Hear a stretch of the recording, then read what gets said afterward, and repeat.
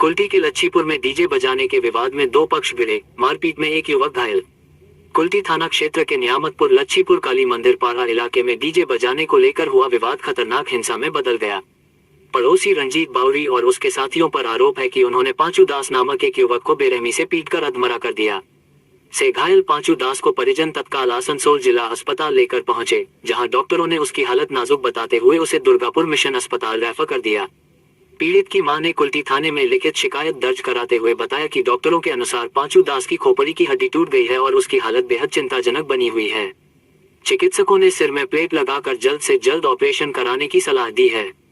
घटना से आहत पीड़ित की मां ने पुलिस से न्याय की गुहार लगाते हुए कहा कि डीजे बजाने जैसे मामूली विवाद को लेकर उनके बेटे पर जानलेवा हमला किया गया। उन्होंने सभी आरोपियों को शीघ्र गिरफ्तार कर सख्त सजा देने की मांग की है। कुल्टी थाना पुलिस ने मामला दर्ज कर लिया है और आरोपियों की गिरफ्तारी के लिए लगातार छापेमारी अभियान चला रही है। पुलिस सूत्रों के मुताबिक इलाके में शांति बनाए रखने के लिए अतिरिक्त निगरानी भी की जा रही है। আমার নাতির বার্থডে ছিল, তো ওখানে সবাই ড্রিঙ্ক করেছিল।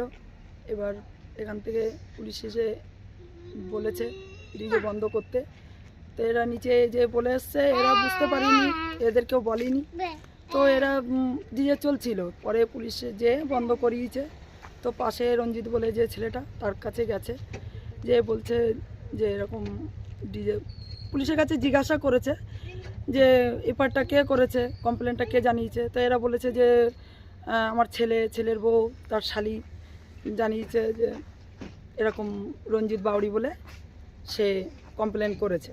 তো আমার ছেলের বউ ওরা শুনতে গেছে। আর আপনার ছেলের সঙ্গে কি হলো এটা বলেন না? আমার ছেলের সঙ্গে ওখানে শুনতে গেছে, তো আমার ছেলেকে ধরে মেরেছে। কে মেরেছে? মেরেছে রঞ্জিত, ওর ফ্যামিলির লোক। আর ছেলেটা কোথায় এখন? ছেলে এখন আমার দুর্গাপুরে মিশনে ভর্তি আছে। কি হয়েছে, ডাক্তার কি বলছে? ডাক্তার অপারেশন করেছে, মাথায় ব্রেনটে লেগেছে, হাড় ভেঙে ঢুকে গেছে, ওটা অপারেশন করে প্লেট বসানো হয়েছে।